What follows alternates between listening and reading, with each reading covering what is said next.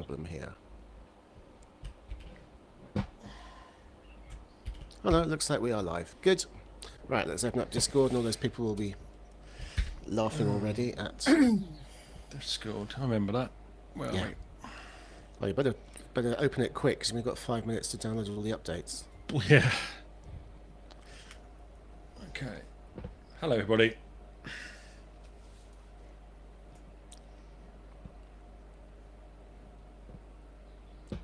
Verifying Discord. Bouncing around in my dock. Downloading update 1 of 7. 2 weeks I've been away. I took 1 week off last week, and I've got 7 Discord updates. Yeah. I got straight in, which is amazing. Oh, get you. What is on Darian's head? It's a hat. Perfectly ordinary hat. Turns into some... Bum, bum, bum. Completely forgotten what I'm meant to be talking about. Where are we? Oh, yeah. Weep, Grog, Weep, Nini, Bong. That rings a bell. I do know that, but I can't place it. You are? Oh my gosh. I was trying to place Ninja Nurse on Discord as dredged something up from 1985 or 86, I think. Yeah, 86. He said, Bar Weep, Grog, Weep, Nini, Bong. And I was like, I know that, but I can't place it. I had to check it, and yes, I'm very proud to say it just about recalled Transformers the movie, which is where it's from. Okay. I didn't understand a word of that, but I'm just going to gloss over it because life's too short. Yep. Right.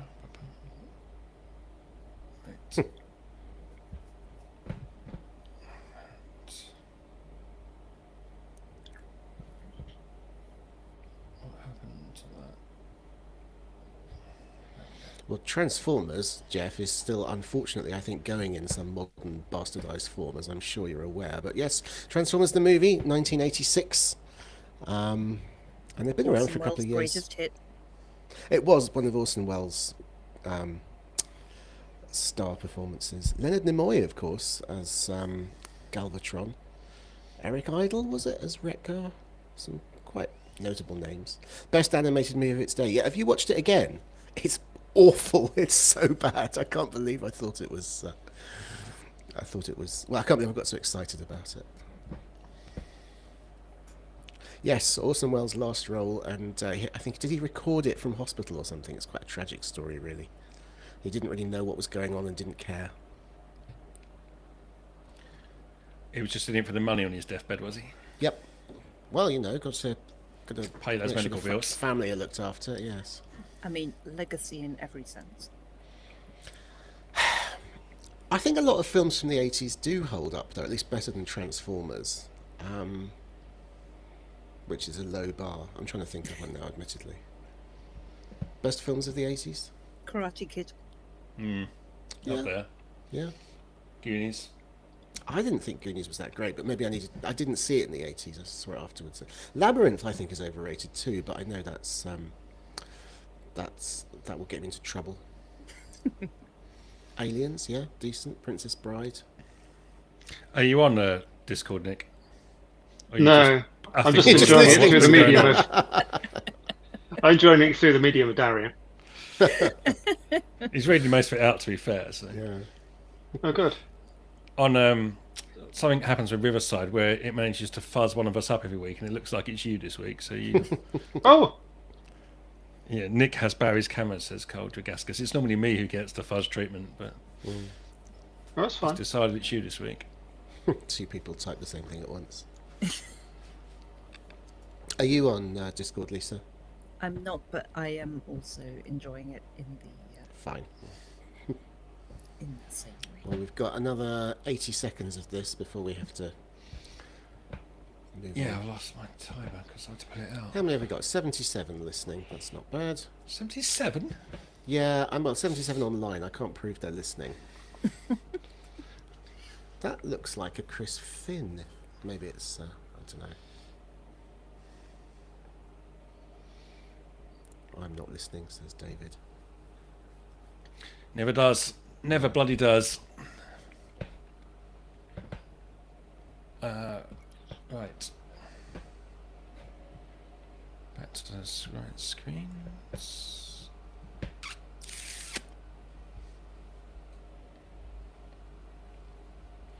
John Honeyball is connected but asleep, according to according to Discord. Just taking it in vicariously. Nothing further to add. Michael Deere went on a coach trip to go skiing in Austria, aged 14. Everyone had this privileged upbringing that I missed out on. Well, that bit of it anyway. I didn't learn to ski until I was in my 30s.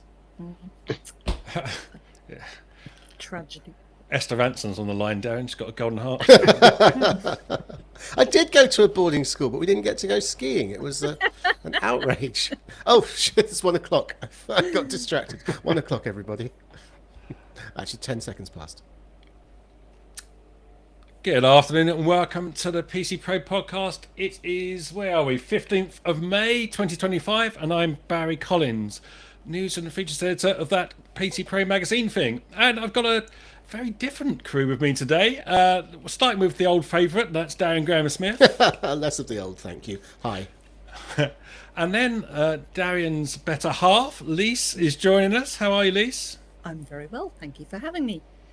And also with us this week is a long-term PC Pro contributor and former editor of Mac User, Nick Rawlinson. How are you, Nick? Hello, Barry. Very well. How are you? Surviving, getting there, just about. But thank you very much for stepping into the breach. So we're going to start by talking about AI. Darian, what's Mr. Zuckerberg been saying? Yeah, Mark Zuckerberg. I mean, he's been talking about AI for a long time, but the Wall Street Journal has noticed. Someone's done a pretty good, actually, journalism job here. They've noticed that he's done a series of interviews and podcasts in various places lately, which are all on a similar theme, which is that he thinks we want AI to be our friends. He's been talking about this in the wake of, you may have noticed that Meta AI has become available in your WhatsApp. It's also accessible through Instagram and Facebook, but you can pull up, you can open up WhatsApp as if you're going to talk to a real friend, and instead you can just go onto Meta AI and say, what should we have for dinner today, or what should I be watching on TV, and have any length of conversation with it. Zuckerberg is predicting a future where we're going to interact with AIs much as we do our friends. And in fact, he's suggested that AI can fill the gap for those of us who don't have as many friends as we'd like. He said in an interview on a podcast, he said the average American has fewer than 3 friends, but has a demand for around 15. I'm not sure how he's calculating demand there, but I dare say there's some numbers behind it.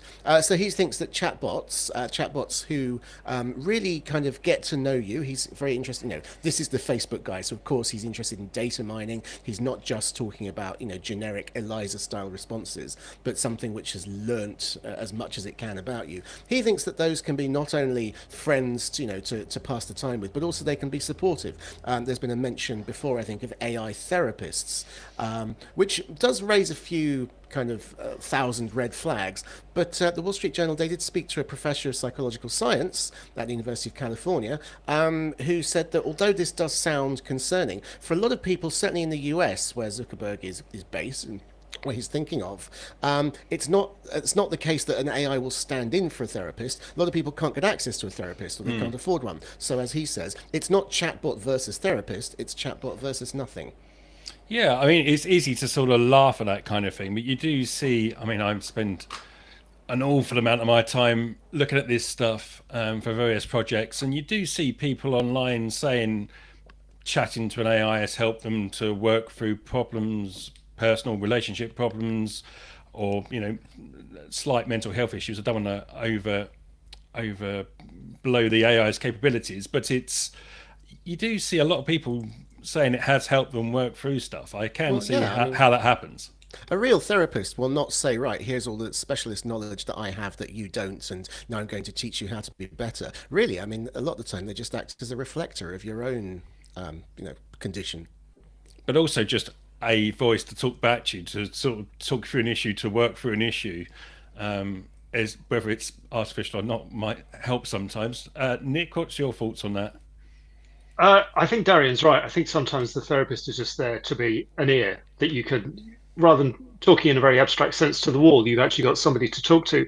But one of the other things that was said in one of the interviews was that people are going to want a system that knows them as well as their algorithms do. And that's, for me, the big red flag, because my algorithm does know me very well. It does serve up a lot of the things that I'm interested in. But where a friend is concerned, I want them to give me challenging thoughts and different thoughts and things I won't necessarily agree with, so that I can actually explore something that I may not have come across before. And if I'm only relying on that algorithm, it's the same things again and again and again. Yeah, and there is definitely a tendency with AI to try and please you. I mean, there was a bug in ChatGPT a few weeks ago where it was actually overdoing that, and you could say, I've got a great business idea. I'm going to set fire to £20,000. So we go, yeah, that's a brilliant idea. But AI does have that definite tendency to say what you want to hear. Lise, what's your experience of that? I think it's absolutely true what Nick says about wanting to be challenged, but also I like to think I'm a bit more than an agglomeration of my collated data. So the algorithm may know me to an extent, but certainly knows my lipstick preference. I don't know if I'd like it to make a mental health evaluation based on that. Yeah, I guess it's where if it starts to proactively try and act as your therapist, that would certainly be crossed the line. But so this wasn't the only AI thing knocking around this week, Darian. No, well, this is kind of why one of the big reasons why Lisa has joined us this week, because another report, this was by, I think they're called Intelligencer. This was very much what they call a long read. There was a lot to this, but the thrust of it is that in college and in higher education in the States, the use of AI has become absolutely endemic. And regardless of what you think about whether it should or not, it's a reality that large numbers of students are relying on ChatGPT and similar systems, not only to help them come up with ideas or understand things, but to do entire assignments for them. And I know, well, Lisa, why don't you tell us what your expertise is in this area? Sure. So I am joining you today as Head of Governance at the Place London Contemporary Dance School. So I work in higher education, where this is absolutely a live and evolving hot topic at the moment. And I'm on our organisation's working group for AI in our institution and connected to some of our friendly specialist institutions as well. And this is absolutely something that's being described as a crisis in higher education. So ever larger numbers of students submitting, as Darian says, not only using AI for first drafts and prompts and ideas, but to generate and submit substantive pieces of work. So entire essays, papers, final coursework. And it's showing up in anything from that kind of very strange mannered language to citations of sources that simply don't exist. And this is happening even when faculty who are setting coursework are saying, you must use these references and only these references, but people are perhaps prompting ChatGPT and similar systems without critically thinking or analysing what they're doing. And as the old saying goes, garbage in, garbage out. And what's coming back is pieces of work that students haven't really given consideration to at all. Especially humanities, social sciences, literature, but across all subject areas. One thing that comes up a lot in this article, because they speak to a lot of different students, well, about 5 or 6, which is a lot for a magazine feature. But one thing that keeps on kind of echoing through it is the students are saying this assignment wasn't relevant to what I want to do, so where's the harm in outsourcing that particular one? I mean, is that obviously you work in quite a specialist area, but is that a thing that your kids are saying? Well, I mean, this absolutely speaks to the purpose of education in the first instance. And, there certainly is some consideration that all faculty are given when they set a task. What do we want our students to learn from this? And it's usually something that's going to fall somewhere between understanding the sources in the first place, understanding the contextual material, and then doing something with that yourself and performing your own analysis, interpretation, whatever that might look like for your subject area. If all of that is being given to some kind of machine learning system, then there is no critical thinking, there's no transferable skill, whatever the particular subject of that essay is. We do know that artificial intelligence can be a fantastic tool when it comes to accessibility and also efficiency, but it's crossing that line into using it to entirely generate substantive pieces of work that, there's more and more evidence that the students haven't really touched at all. When you say evidence, though, what apart from the obvious things like citing papers that don't exist, how do you actually go about proving that a piece of work is AI generated or substantially AI generated rather than written by the people? You do raise. You may realise you've raised another topic, which is that there are AA detection systems on some of the submission platforms, such as Turnitin. Now, there's been questions raised about how accurate those detection systems are, but it's similar. It falls into a similar area to plagiarism and passing off, which is already a form of academic misconduct that really could get you anything from a failing grade on that paper to potentially being removed from your course. But it often turns up in sort of implausibly good work is one where students perhaps have not submitted such great work in the past, and suddenly it's really good. But yes, the big one that we are seeing a lot is these sources that don't exist, including there's some amusing cases when it's the person teaching the course who hasn't written that work. We're not going to solve this problem in this podcast, certainly. But what's how do you get out of this scenario? At what point is it going to ever get to a stage where pupils aren't going to rely on these tools because it's such an easy way out? It is. Well, there are, some suggested fixes include students being required to complete work inside of a classroom session, perhaps on a restricted browser. So at least the first draft must be created in class. So that's one answer. Some teachers are saying they're going all the way back to handwritten assignments. So what they in the US call blue books, and you sit in the class and write. Perhaps that's a little extreme, and it does very much depend what you want to get out of an education. But if part of it is teaching our students the tools to think critically and evaluate critically, then at some point you want them to demonstrate some evidence of doing that, rather than asking ChatGPT to go and do the homework for them. Well, as I say, we could talk about this topic for many hours, but we just don't have them, I'm afraid. But thanks very much, Lise, for bringing your expertise to bear, or Lisa, I should say. Sorry, I'm from Essex. I call everybody Lise. But thank you very much for bringing your expertise to bear for us this week. And we're going to move along to something completely different, as they say. And Nick, there's been a lack of or dropping of support for something this week. Certainly that's proposed. In the next kernel of Linux, they're talking about dropping support for 486 and Pentium processors. 486 in particular is fairly long in the tooth now. It was made from 89 to 2007, so I think support stretching back about 40 years. Is that right? However many years anyway. It's fairly generous as things stand. Back then, when it first came out, the Prime Minister was Margaret Thatcher. The World Wide Web didn't exist for another year. We all had Argos catalogues in our homes. None of us had a smartphone. So, that puts this into context. And the trouble with having support for something like 486 and some of the very earliest Pentium processors within the kernel is that a lot of things are built on top of that kernel. So they've all got to take this into account. And obviously by removing it, you can make the kernel far more compact. They're talking about being able to take out over 14,000 lines of code across 80 files. And this isn't something that's done on a whim either. It's been discussed many years. 2022, it was first proposed. So we're 3 years on from that. The last time support for a processor was removed, it was for the 386, which was 13 years ago. So certainly Linux is still fulfilling one of its goals, I think, which is to keep older bits of hardware going. But you've got to realize that at this point, there are going to be very few machines still running that. Certainly on the desktop, we obviously don't know so much what's going on behind the scenes.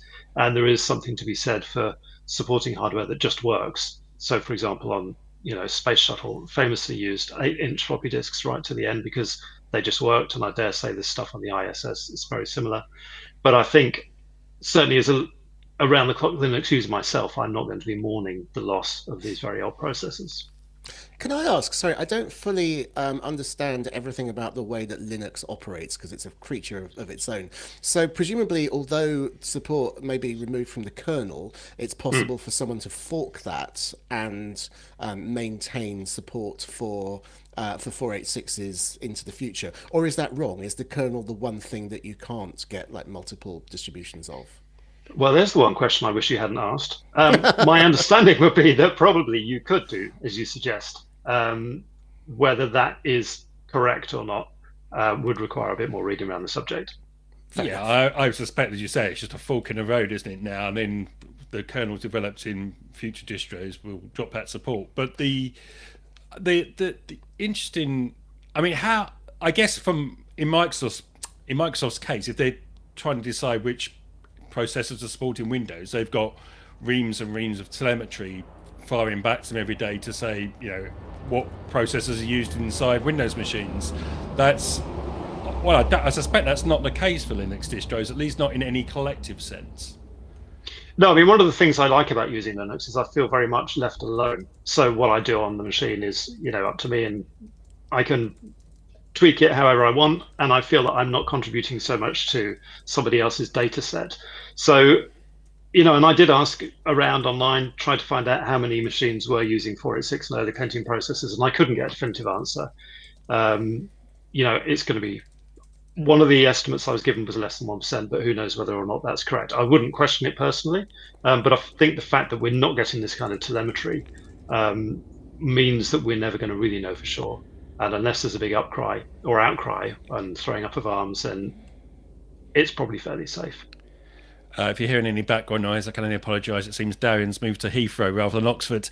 But Ian Nock makes a good point on distro where he says 486 cores were at the base of a number of technical solutions way behind consumer usage, and Linux gets used in all sorts of situations. I mean, it's like you're saying with the sort of space station example. There are a number of scenarios where hardware just get absolutely locked down and not updated with any frequencies. So as much as we're making a slight joke about this, it is. I guess it is going to be serious for some potential applications. Well, it depends, doesn't it? I mean, there's nothing to stop you running old software. Plenty of people are still running outdated versions of Windows, and they're just refusing to update their machines.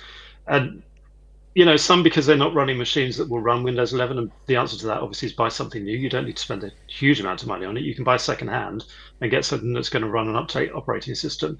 But if those machines that have got 486 based processors in them are not connected to the internet, for example, they're air-gapped, or they're just performing a simple task like running a pumping station or something like that doesn't require network connectivity, and it is only ever touched by someone who has a key to actually go into the building and deal with it, then probably there's no problem still running those on a 486 processor on an older version of the operating system.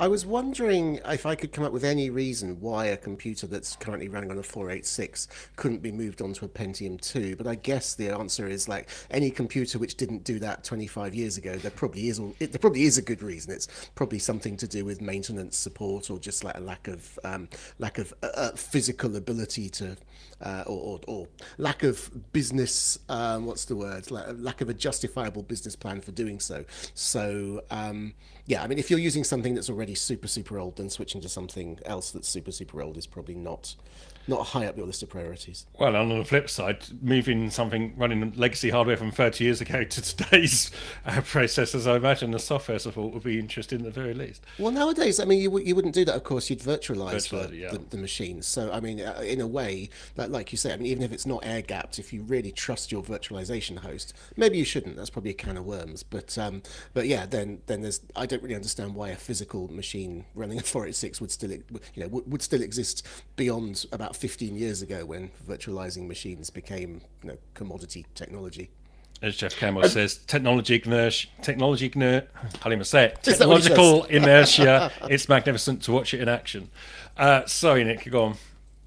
The other trouble you've got, of course, is how you would update these machines, because if you think about it, a lot of them, they might not have a network connection. They might not have a network connection that you can access by modern means. They're certainly not going to have, a lot of them are going to be lacking USB, the earliest 486s.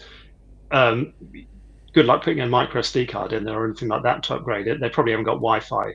I think it's the point where you either need to just say they're frozen in time or we're finished with them. You've got me wondering now whether there's. Do you remember in cars when CDs and MP3 players became popular, you could get a little tape adapter which you'd put in the tape player and then connect it to your phone or whatever. I was just wondering if there was anything like that for the 3.5-inch floppy disk format, because I feel like maybe there was once, but it's not readily available now for some reason. I wonder why. Well, while Darian's out searching Amazon, we'll move along to the next story. And this is another end of support story, really, except this time it's Microsoft deciding to continue with support. And this is support for Microsoft 365 applications, what used to be the Office applications on Windows 10. So originally, Microsoft was trying to rather strong-arm people by suggesting that Microsoft 365 applications would stop working on Windows 10 once we reach the cut-off date for support for Windows 10, which is October the 14th this year. Surprise, surprise, Microsoft has backtracked on that this week in an update to a support document. It now says that support for those Microsoft 365 apps will continue for another 3 years. These updates will be delivered through the standard update channels ending on October the 10th, 2028. That, of course, coincides with the extended support updates that Microsoft is offering to business customers. So if you're an enterprise running Windows 10, Microsoft is offering a further 3 years of support. However, that comes at some cost. So for the first year, it's $61 per machine. Then that doubles in year 2 to $122, and then doubles again in year 3 to $244 per machine. Obviously, they're cranking up the cost to try and shovel you off onto Windows 11 or whatever succeeds that. So there's no mention of charge for this continuation of Microsoft 365 updates. I think Microsoft's probably realised it's the monthly subscription fee you already pay is probably quite enough. But there is, it doesn't feel like it's going to be a great deal of sympathy if you run into an issue on Microsoft 365 on Windows 10. The guidance that the company put out this week said that if you run into a problem using Windows 10 that isn't an issue on Windows 11, it says the support will ask the customer to move to Windows 11, which is, I mean, that there's technical support and there's technical support. If they're suggesting you just move to Windows 11, you'd think, well, why haven't we done that already? It says if the customer is unable to move to Windows 11, support will provide troubleshooting assistance only. Technical workarounds might be limited or unavailable. So it doesn't feel like Microsoft's really putting a fantastic amount of effort into this. But you will, I guess the big news is you will still be able to use those applications on Windows 10 machines. And given that Microsoft's charging businesses to do that for the next 3 years, I don't see how it really could have done much otherwise. What's your thoughts, Darian? Yeah, so am I understanding correctly that if I'm a home user of what this month they're calling Microsoft 365, I can continue to get support for just those applications and Windows Defender anti-malware updates while running them on a system which itself gets no security updates. No, so consumers will get a year of extensible updates. Again, you've got to pay, I think it's $30. Right. They've not really made, we were discussing this earlier this week with Lee, in fact, they've not made much of a push about that so far. I suspect we're going to get more information on that as we near the October date. But so yes, consumers will get one extra year of support if they need it. Businesses can get up to 3. But it's still a bit of a mixed message, though, isn't it? And to be fair, they have done this before, didn't they? Was it Windows XP? They repeatedly had to bow to the reality that people just weren't going to do it. But it is a bit risky because obviously, the more people get the idea that if I wait it out long enough, Microsoft will relent, then the more they have to keep on supporting things long beyond when they wanted to stop doing so.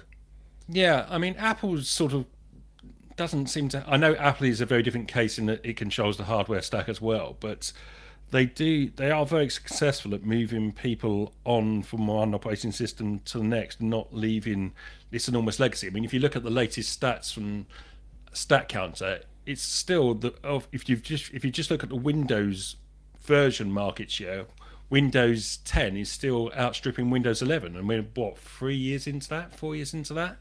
So, I mean, what do you make of it, Nick?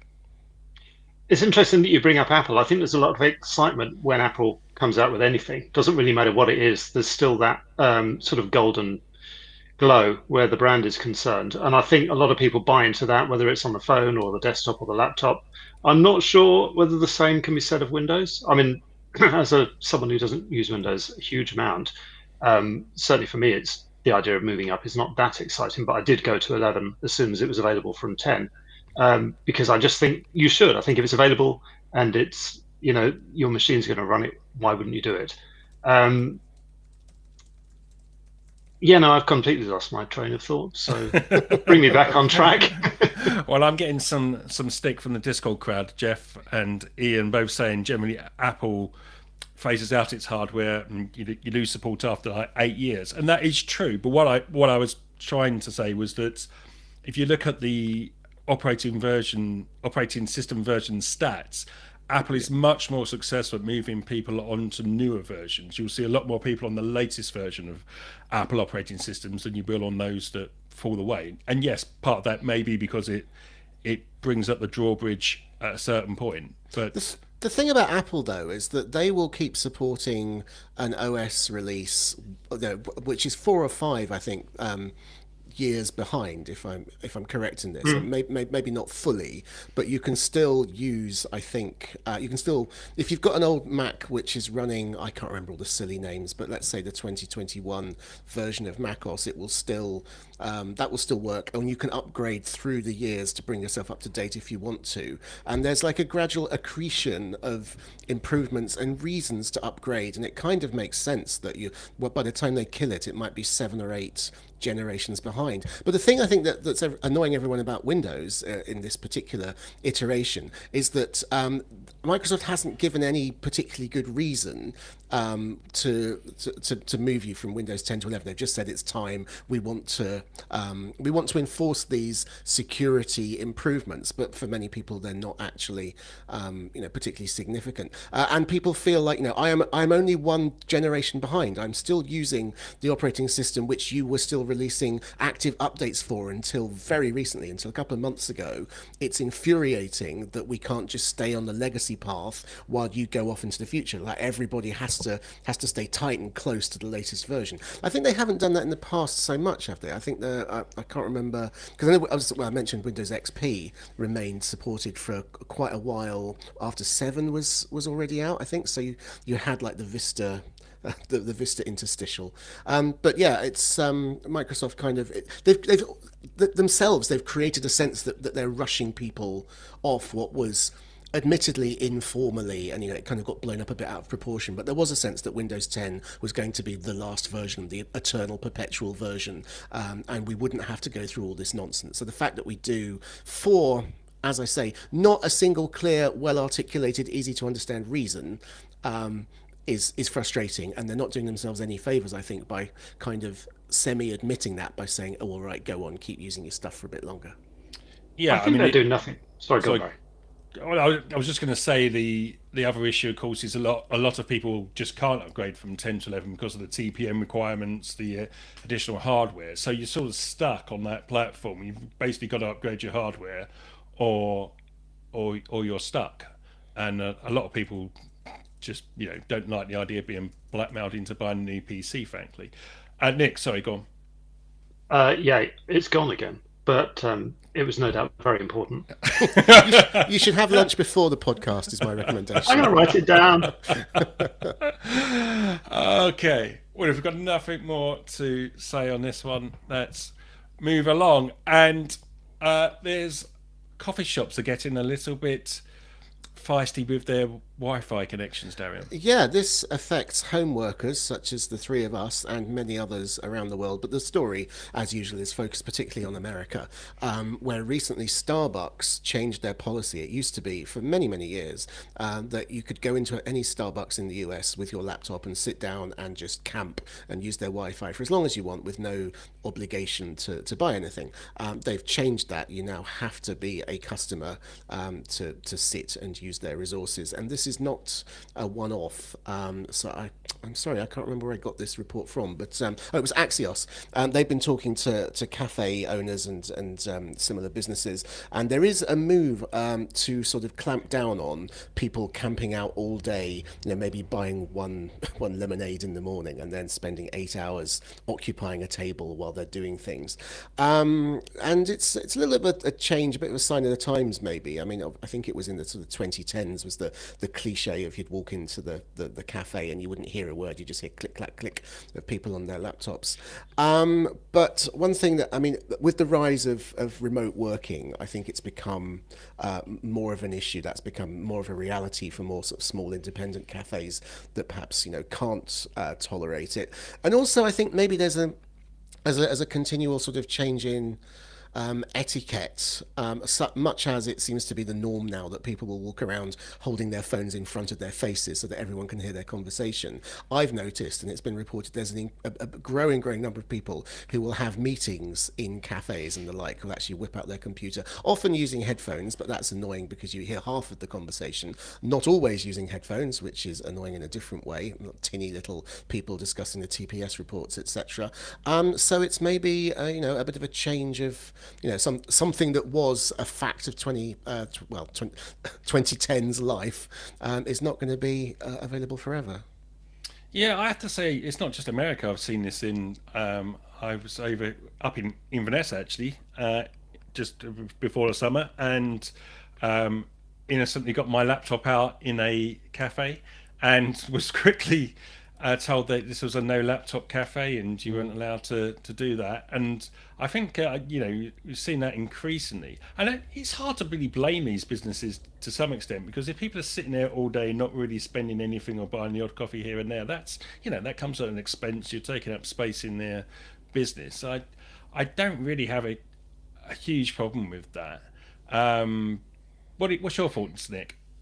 I agree. These expenses were previously, they landed on the doorstep of business owners, people who had to give us a desk in an office. And now, if Starbucks is having to pay for that desk instead, it doesn't seem very fair if you're not actually buying some Starbucks product at the same time, does it?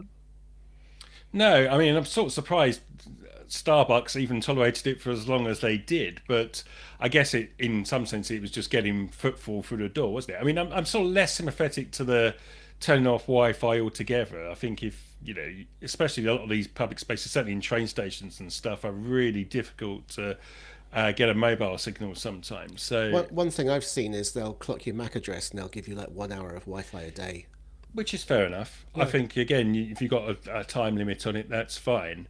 But as Wondercool points out, we all have hotspots on our phone though, so that's not going to stop the hardcore. True.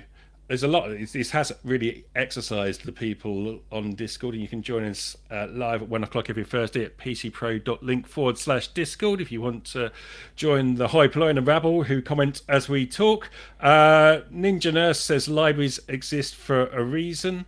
Well, and you say libraries exist. I don't think, part of the problem is finding them in town centres these days. But a lot of people saying it's not unreasonable. Michael Deere says go get a seat at WeWork rather than blocking up at the cafe all day. Ian Knox says he's been wandering around Toronto this week and has seen multiple signs in coffee shops that state mandatory 30-minute limits to sit in.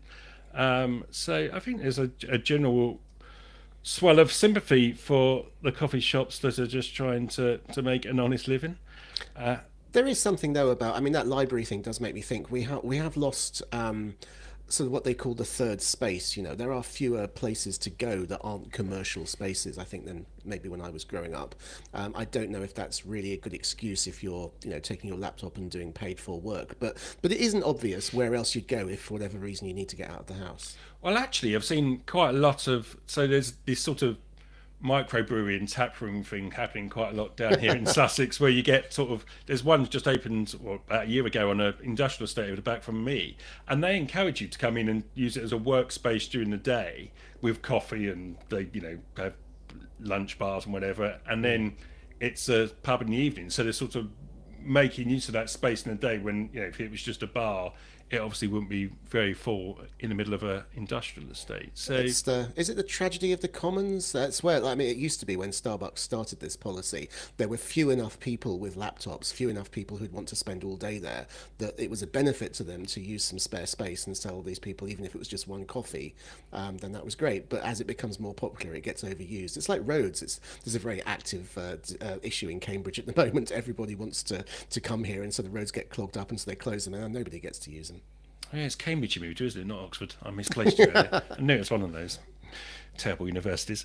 Okay, well, if there's nothing more to which about on this issue, let's shuffle along to Nibs. And the first one's with you, Nick. Philips is offering a service. It's starting in the Czech Republic.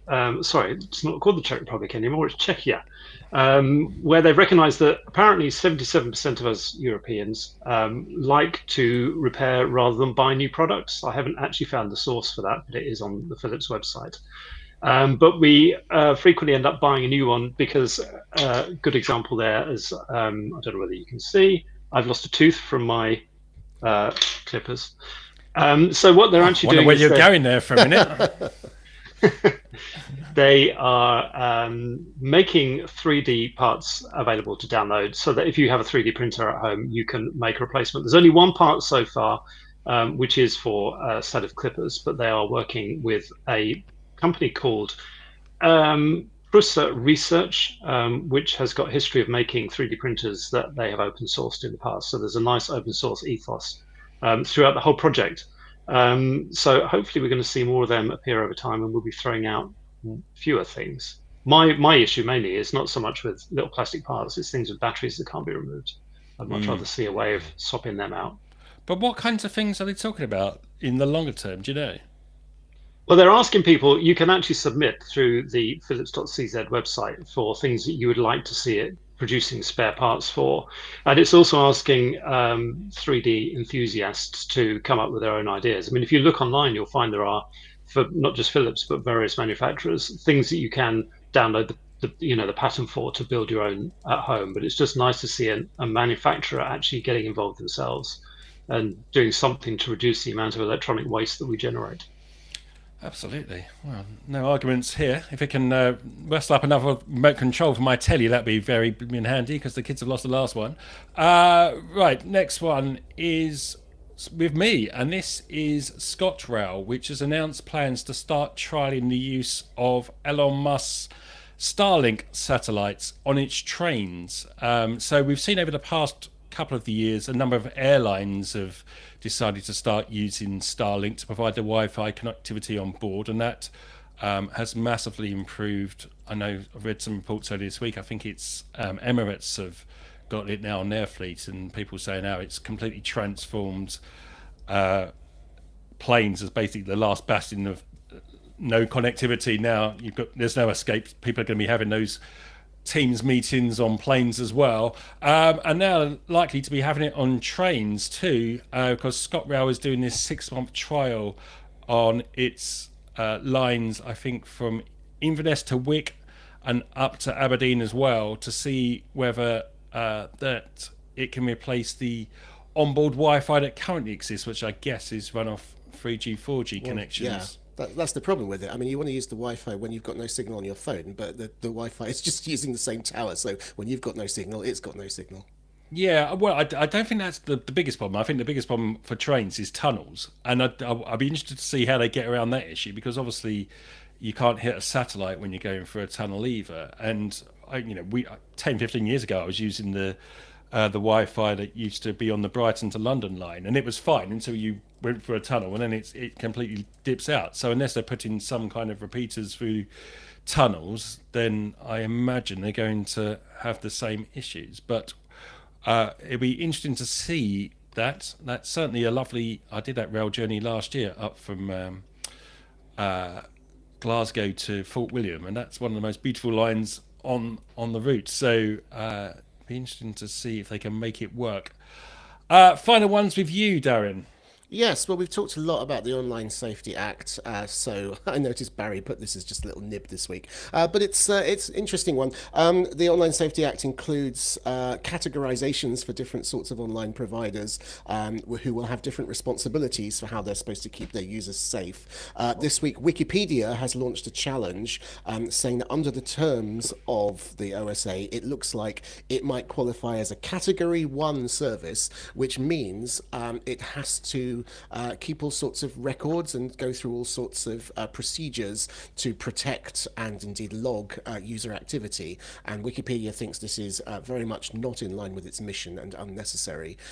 So it's a judicial review thing. It's going to run for a long time. But basically, this might be the first of who knows how many test cases to find out whether the vagueness of the Online Safety Act can really be translated into useful, practical, real-life processes. Yeah, just to be clear, I know this because we've covered this in the magazine that's coming up shortly. It's not they're challenging their categorization of them as a Category 1 provider, which basically puts them in the same bucket as Facebook and Twitter. And to be fair, Ofcom hasn't even decided who's going to be in which category yet. But Wikipedia have been asked to. They've been sent the sort of questionnaires to see whether they would fall into that category. So they're getting their argument in first, I guess. But it does seem crazy to me that they're even considering putting Wikipedia alongside the likes of Facebook and X and whatever, because they just aren't the same kind of service. But the criteria that they're judged on is so narrow that it could well mean that Wikipedia qualifies. Anyway, we're moving on. We are moving on at a rapid rate this week. I don't think we've ever got to hot hardware at 20 to 2. We might have to do the music round or something at the end of this. I don't know how we're going to fill the gap. But it gives me some time to stretch out with this week's hot hardware anyway, which is the Onyx Books Palmer 2. And this is a device that I have had my eye on for a while. Certainly the original. The Books Palmer 2 is an update to the original device that I think came out late 23, early 24. And so basically it's a smartphone size device with an e-ink screen. And I say smartphone size because it's not actually a smartphone. It has no cellular connectivity in it. It only runs off Wi-Fi. Obviously you can hotspot it if you want to. So it's not a phone, but it's very much a phone form factor. Let me just get the details up here. It is, I think, a 6.1 inch screen, and it has a Carter 1200 e-paper display, which is really sharp and a lot more responsive than you might expect of an e-ink display. So my big fear about this was, if you've ever used an Amazon Kindle, for example, and used a web browser on it, it's really very creaky, and it literally jags its way up screen, and because the paper screen's not refreshing constantly, then you get a lot of show through. The refresh rate on this is really good, not to the point where it's not iPad smooth when you're scrolling through a web page, but it is much smoother than you might expect. So what would you really use this device for? The obvious application is as an ebook reader. So it's Android based. This one runs on Android 13, and you can load any apps from the Play Store. So that includes the Amazon Kindle app. My big fear when I first started using this would be that, I've had Kindles for years. They just work. You can get your book collection. The experience is pretty good. Would using the Amazon Kindle app make it be just as good as using a Kindle? And the simple answer is yes, basically. Obviously, the form factor, the screen size is different. But once you've got everything set up, you've got the font set up how you like, scrolling through, getting your book collection, even accessing the more advanced features, like the one where you can download the audio book for the book you're reading and it follows along as it reads. They're all supported on the app, so the sort of Kindle experience, if you like, is pretty much replicated on this device. But of course, it's not just Kindle you can download. You can download the different bookstores. So there's the Google Play Bookstore. I think. Completely forgotten the name. Thank you very much. Kobo have an app for the Play Store. So next time you're buying a book, you're not just handcuffed to Amazon to go out and buy a book. You can go and check in which store is the cheapest. And to be honest, the experience of reading an ebook is similar whichever app you choose. It also opens up library apps. So here in West Sussex, our library allows us to use an app called Libby to basically take out books and rent them or borrow them, just as you would an ordinary library book. I mean, it's a bit weird, this whole concept of borrowing ebooks. You sort of have to wait your turn. They only have a limited quantity of ebooks that they're allowed to loan out, and if the one you want to borrow is out for another user, you have to sort of join a queue, and you only get 21 days before you have to return it. It's a bit of a conceptual mind blower when you first start doing it, but it's again another way to get a good selection of books for free. My library as well, and I know many others, give you access to an app called Press Reader, which basically allows you to read a whole load of newspapers and magazines. It's very similar to Readly, if anyone's used that. And again, that's free via your library. So you just need to log in with your library card and password, and you can read newspapers, magazines, whisper it very quietly, PC Pro, on applications such as that. So instead of the Kindle, where you've got basically just access to the Amazon books that you've previously bought, you now have access to a whole range of different apps and reading materials as well. The other thing is that it comes with a full web browser. You can obviously download Chrome or Vivaldi or Firefox or whatever browser you like. And so what I find it really useful for is there's often long articles I'd like to read, but I don't want to really read them on my computer screen. On an iPad, it's better, but it's not. It's still reading off an LCD screen. Your eyes tend to get tired after a couple of thousand words. With this is just an e-paper screen, so you can just scroll through the text on it, and it's much, much better for reading those sort of big 5,000, 10,000 word articles that are a bit of a chore to read on the screen.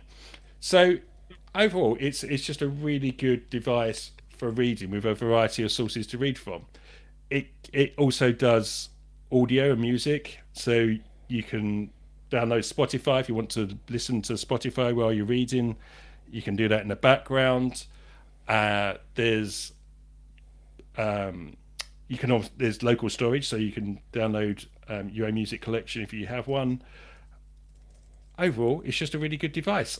There's even a camera on the back of this thing, which is a bit interesting because when you're taking photos, it's quite hard because the screen refresh isn't great, so you're trying to work out what you're taking in. There is a bit of lag there, and then obviously when you're looking at the photo you've just taken, it's on a black and white e-ink screen, so it's not always immediately clear if you've got the image crystal sharp. It's only when you get it onto a proper color screen that you often see whether you've got it sharp or not.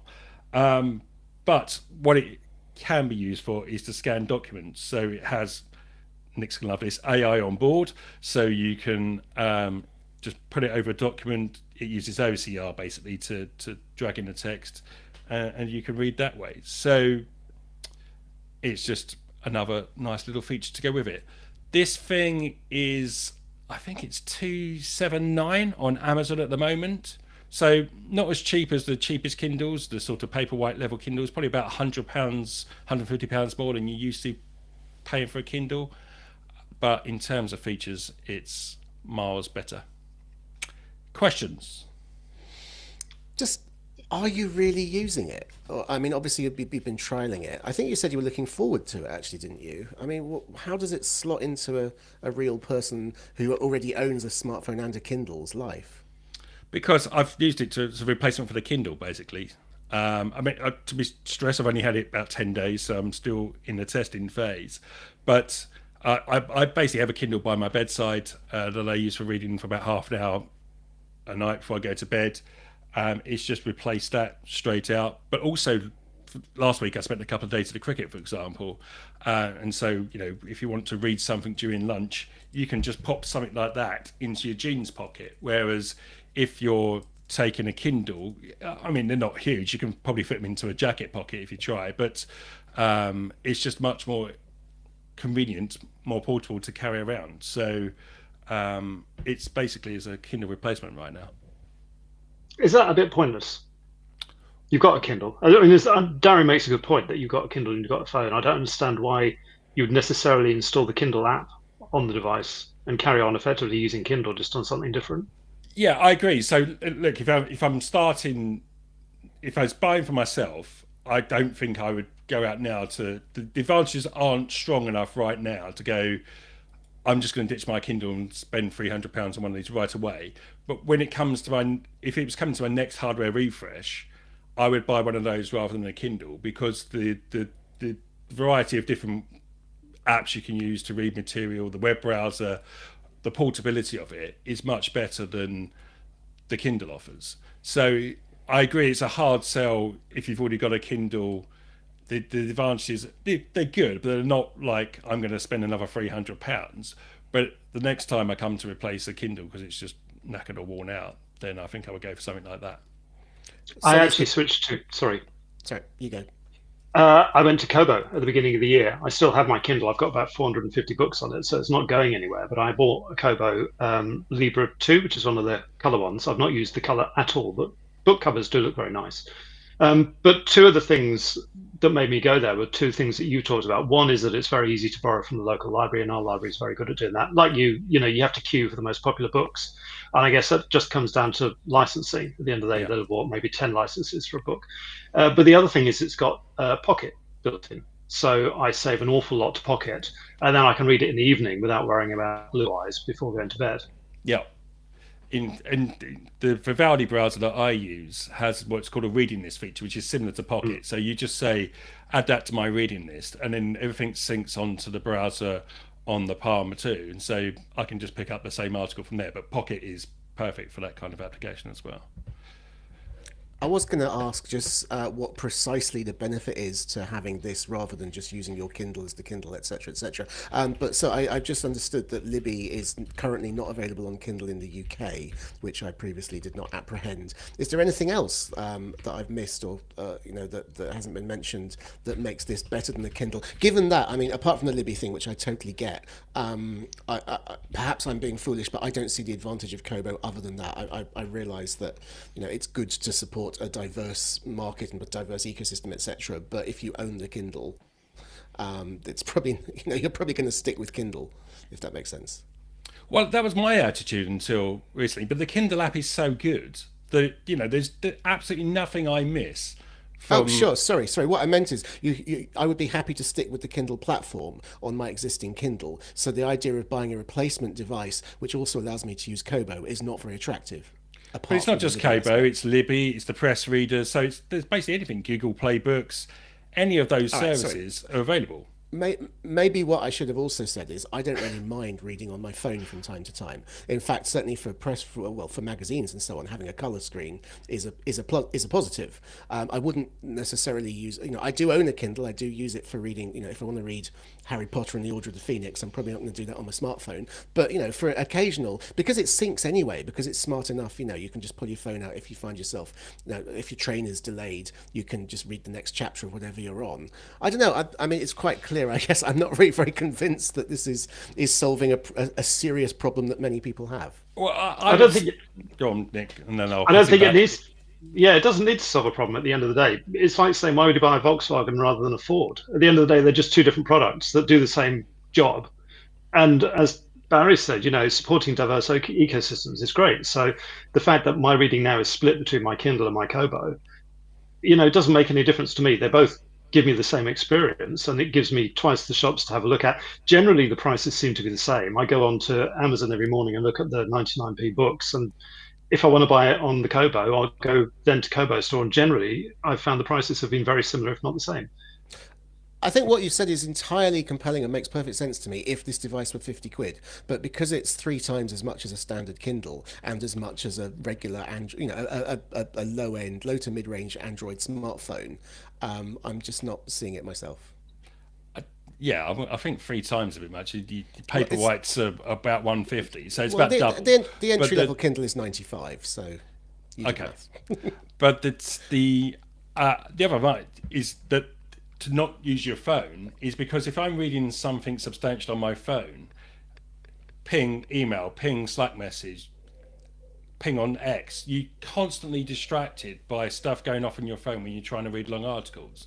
With this, you obviously don't have those, or you can install those apps if you wish, but I'm using this very much as a reading distraction-free device, so you can sort of focus on that rather than seeing what's coming up on your screen every 8 seconds. I do understand what you're saying, and in honesty, if I used my phone in that way, I would probably have exactly that experience. But there is such a thing as do not disturb mode. But nobody puts their phone in do not disturb mode just to read for 10 minutes, do they? In reality, because you're worried about just 2 taps. Well, it is, but then someone needs to urgently call you or whatever. You're out of. Well, Nick wrote a lovely feature not many months ago about using focus modes and setting up what your device can interrupt you for and what not. There we go. We should have mentioned reading mode. We didn't, did we? So a mode where you're using your device for for reading a book. So you want to get the call from the boss, but you don't want to get the notification that someone likes your tweet. Maybe. All right. But also, Barry, if you're reading on that device and you've got your phone in your pocket and it's not in airplane mode, you're still going to get notified. But you don't react to those, do you? You hear the pings in your pocket, but unless it's ringing, you don't pull the phone out of your pocket whilst you're reading. Whereas if it's on your screen, it says, "Oh, Tim's just emailed you about the feature, whatever." You go, "Oh God, right, I better respond to that." It's a different thing. Trust me. True, but you can flick it away. Okay, all right. If you're joining us online, I'm going to start the online vote now, and that's in the studio. Starts with Darian. Yeah. Do we think it was a positive thing to have more time for the hardware discussion? I think I've shown my hand pretty clearly here. I mean, it seems like a perfectly nice device in isolation. And like I said, if it were cheap, if it were similarly priced to a Kindle that I would consider, then I'd definitely be tempted. But obviously, most people who want an e-reader already have one, I'm going to guess at this point. So for most, and e-readers don't go out of date in the way that smartphones do. I mean, you can still use a 10-year-old Kindle perfectly happily, as far as I'm aware. I think mine's getting on for that age. So I don't really see what scenario you're going to be in where you go, yes, this is exactly what I'm looking for. It is a nice thing to have in addition to your phone and your Kindle. I get that. But 280 quid, I don't know, maybe I need to ask for a pay rise. But to me, that's outside of nice to have impulse buy territory, especially, just as the Switch 2 is coming out in a couple of weeks. So I'm afraid on this particular device, I am cold. Nick. I'll buy it. Sold to the man in yellow. Oh, that's the most succinct hardware verdict we've ever had. And online, it's a bit of a splitter, but it is narrowly in favour of the no's as we stand. 54% saying no, 46 yes. So I suspect Onyx will regard that as something result, because if half the audience see this as something more positive than the Kindle, I think they'll probably take that. But in terms of hardware designation, and I forgot to say, I am very much in the hot camp. Then I'm afraid, well, it's 2-1 victory in the studio, and the high polloi say no, so it's a draw in the end. I think I should get the casting vote as I'm in charge. So there you go. It's hot, as Tim says. Okay. Well, thank you very much. Somehow we've rattled on until 2 o'clock, which is quite amazing. Thank you very much to Nick for joining us this week. Thank you very much to Lisa for her expertise on the AI stuff. We will be back next Thursday, and we'll see you then. Goodbye. Bye for now. That probably won't come out on the recording, Nick. Oh, that's a good point. You can say goodbye if you want. I can splice it in. Bye. Love it. Once more, we're feeling Nick, please. Goodbye. All right. I'm going to end the session for everyone. So thanks to everyone on Discord. Thanks, guys. And see you soon. Cheers, guys. Thanks, Nick. Goodbye. Bye.